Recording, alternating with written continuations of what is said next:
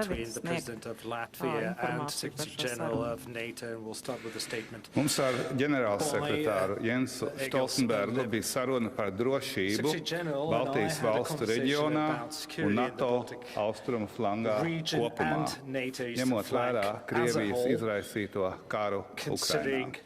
The war waged by Russia against Ukraine. NATO member states stand in solidarity with each other. The presence of our allied troops is increasing.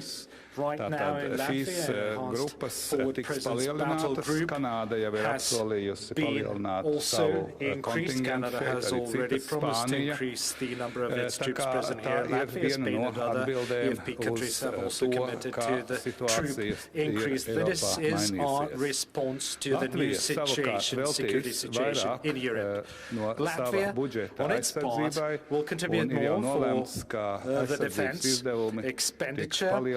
We are planning to increase our defense spending from 2.3% up to 2.5% of the GDP. As regards to our allies have confirmed or reassured us that the Article 5 of NATO treaty is sacrosanct, and President Biden, US President Biden, has reiterated that also a number of times, promising that the NATO will defend each inch of the NATO member state territory. We're a defensive alliance, nevertheless we're ready to defend each other using the superior assets that the NATO holds as the alliance and as the strongest military and defense organization in the world. Meanwhile, what Ukraine needs now, most of all, is all kinds of assistance, including military, financial and humanitarian aid. Attack by Russia on Ukraine is an attack on West as a whole, on democracies as a whole, on our values, on our rules-based international order. Secretary General and I also discussed all alternatives available to us when it comes to our response, including also alternatives that we haven't engaged at the moment as of yet. The attacks from Russia are also taking different forms as well. Not only military, we have to be ready to respond to hybrid threats and attacks that Russia has been waging for a number of years now. In scope of its hybrid war against West, distorting history, using misinformation and other tools into online.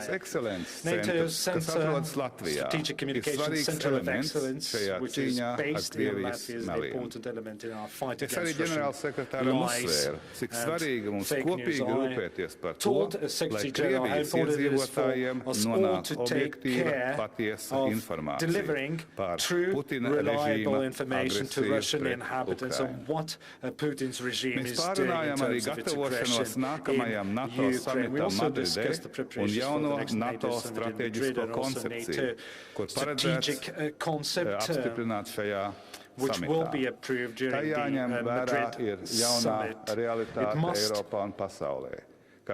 take into account the new realities in Europe and the world. We must realize that Russia is an aggressive country, and that needs to be reflected in the NATO new strategic concept. Thank you. Thank you. The floor is given to the Secretary General Stoltenberg.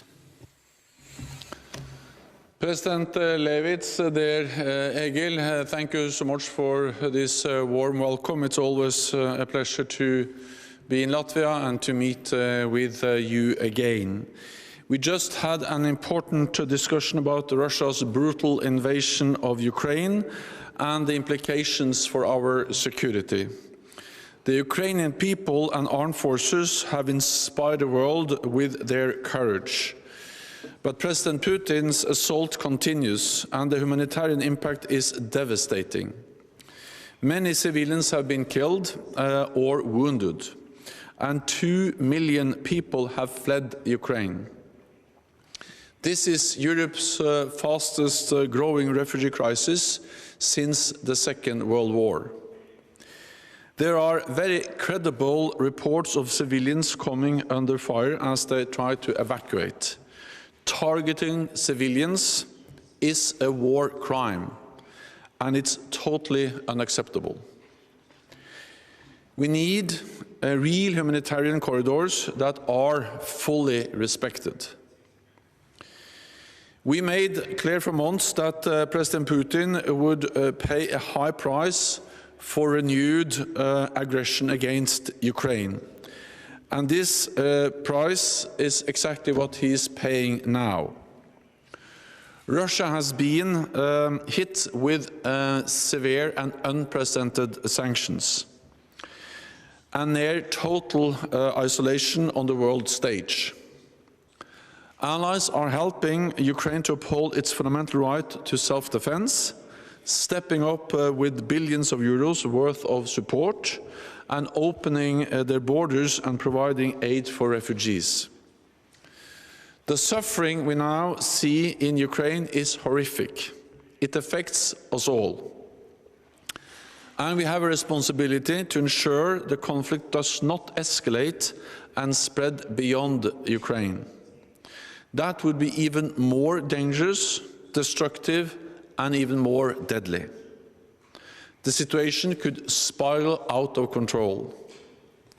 To make sure there is no room for miscalculation in Moscow, NATO has significantly strengthened our presence in the eastern part of our alliance.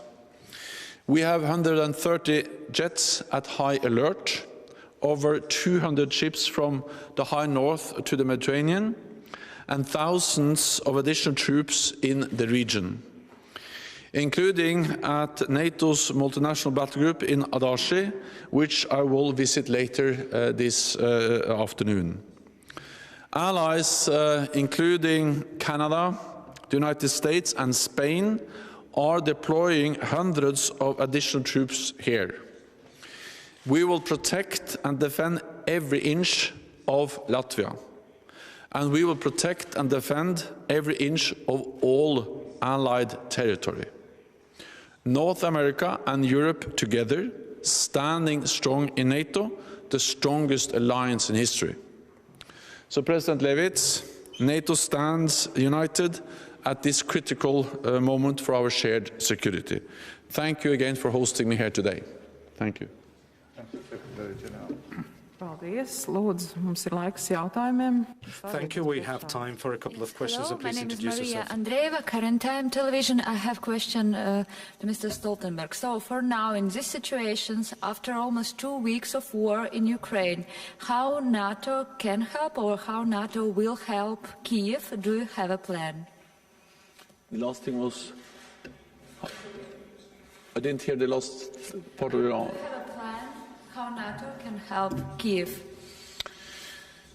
NATO allies provide support to Ukraine in many different ways. Allies provide military support to help Ukraine uphold the right for self-defense. Allies have done so for many years.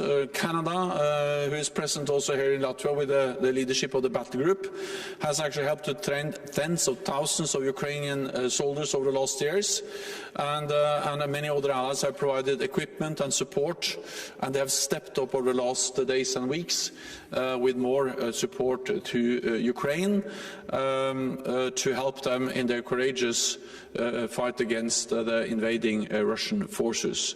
Allies also provide fiscal, financial support to Ukraine and humanitarian aid. Then NATO allies, together with partners to the European Union, have imposed unprecedented economic sanctions, which we now see are having an effect.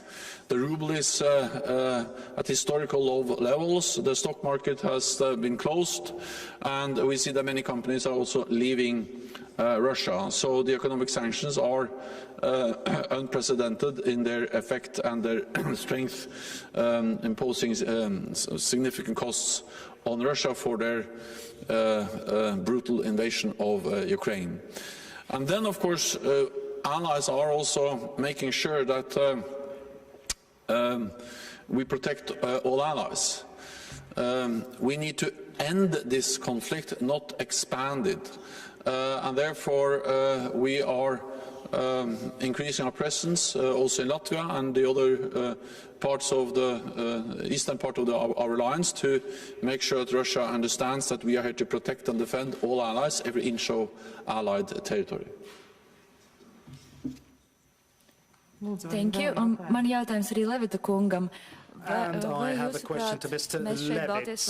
Do you think that we here in the Baltics can feel completely safe given the support and the protection of our allies, or do we face any immediate threats from Russia here?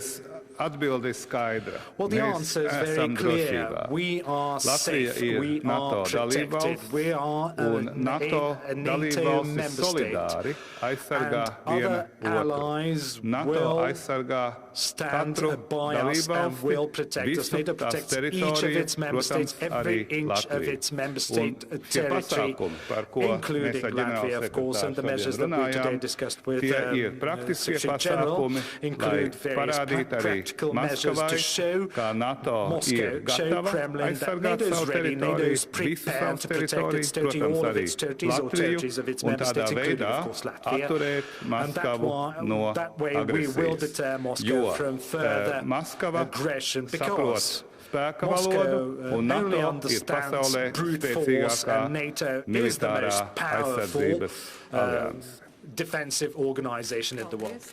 Thank you. This concludes our press conference. Thank you all. And first of all, of course, thank you, Secretary General, and thank you, President.